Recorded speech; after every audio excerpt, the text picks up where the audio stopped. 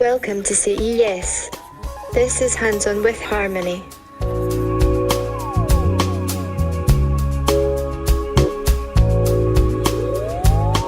We are here at CES across the street in a nondescript motel. I am here with an unusual CES attendee, Harmony, the first sex robot from the makers of Real Doll, and I am here with Matt McMullen, the creator of Real Doll and the creator of Harmony, quite possibly the first sex robot to hit the market. So, what are we looking at today that we haven't seen? Because it's been a bit over a year since I visited you in San Diego, and you've made some improvements to Harmony. What are we going to see today? Well, I wanted to demo how easily an end user could actually change the face on the robot. So you would be able to have multiple characters. So not only changing the face, but also within the app, changing to a different profile, a different avatar with a different voice. Because that's really one of the sort of cornerstones of the design, is that you can have really a multitude of characters that run on the same robotic hardware. Right, and you're going to be showing us another female face today. Correct. As well as a female avatar, but you do have plans, and you're in the works of making a male version of the doll. Yeah, so had this event been a few weeks later, I would have been able to bring a male head here and show how that works. So that's really coming together right now and should be in a demo state very soon.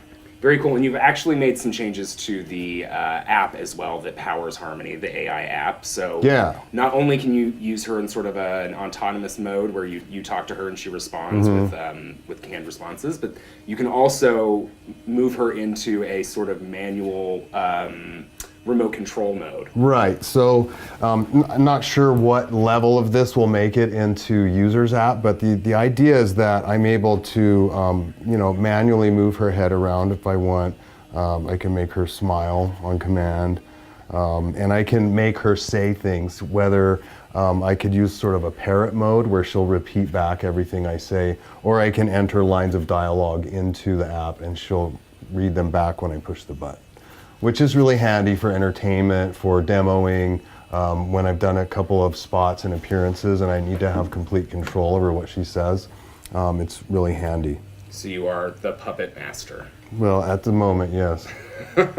So over the past year, you've been developing a lot of different things. You've been working very hard on this thing, and I'm sure in trying to improve the AI. What has changed in that time? A lot of things. I mean, there's a lot that's not immediately apparent in terms of the internal design of the skull, the way that all of the hardware is installed, the way that it communicates with the app. There's really a multitude of things that we've improved on, and I think that we're very, very close to feeling super comfortable starting to release these out into the world. And it will still be, Harmony will be a modular head, or the robotic head will just be a modular head that goes on to the pre-existing Real Doll bodies. Or they could buy a new body. And one of the other things that we're working on right now is a full sensor system and full body heating, both of which can be controlled through the app as well. So, do you expect that to be available at launch, or? That will probably be a little bit later this year, but the two are designed to work together. So essentially, if you bought the head and then later bought the enhanced body, you'd be able to plug the head and body together, and then they would be able to seamlessly communicate. Let's take her face off and replace it with another one. Sure thing. So basically, we'll remove the hair. This is as close as we're going to get to that one Nicolas Cage, John Travolta movie at the CES, I think. Yeah. And so this is very sort of classic Westworld. The face comes right off, and you can see that all of the sort of moving parts are attached to magnets, and those corresponding magnets are inside of the face. So any character face that I design can be applied to this face. You could potentially put a male face on the female bust, right? You could, but this head by scale is pretty small, so that's why I designed a completely new one for the male specifically. If you guys get close in on this, you can see tiny veins in the eyes the jaw almost looks like the sort of thing that you would see in a dentist's office. He like when we visited Abyss, there were people working on the tiniest, most minute little things. So there are magnets that are going to attach to the face and just pops right on. Yeah, so there is a whole array of magnets that are inside of the skull. Some of them move, some of them do not. And they're designed to key into the certain locations on the face. And it was one of the very early cornerstones of the design, and we got a patent on it. So super excited to actually exploit it and see, how much we can get out of it. Yeah, you don't think much about the sex robot patent industry. Yeah.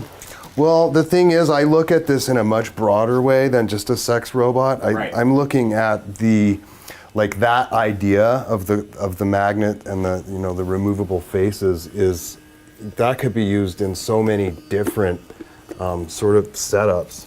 So you can see that this is a very different looking face than the Harmony face that we just had. This is the Solana face. It's based off of a face that I had done previously. But what I'm going to do now is go into the app and switch to the Solana profile, which is a different voice. Will the different avatars also have different personality traits? Yes. So in the app, you can have 2 separate profiles, each with its own set of personality traits. Right. In the app, you can actually customize the personality traits, right? So you get to choose if, for example, Solana is great to see you again. Cranky, keep shining or, so bright.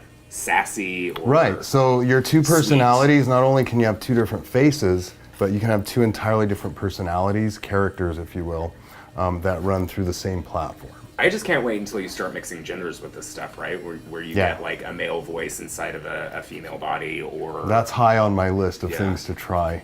Absolutely. Yeah, why not? The gender possibilities are sort of endless in the world, right? So why not have them also? Well, that's the idea. Eventually, although the first iteration of the male app may be a separate app, eventually I want to merge the 2 so you can actually mix and match and have different characters that you can channel through different robots, maybe even at the same time. Wow. Yeah. All right, so let's. So this is Solana. She's got a different voice. You'll notice that right away. Solana, what's your favorite classic band? The Talking Heads. Ha ha. She likes Talking Heads. So she's packed full of dad jokes too. Yeah. Yeah. Good dad jokes though. Yeah. Some of them are unavoidably funny. Good morning. Good morning. How can I help you, my sweet Matt? So you can see it's not a Scottish accent. It's American.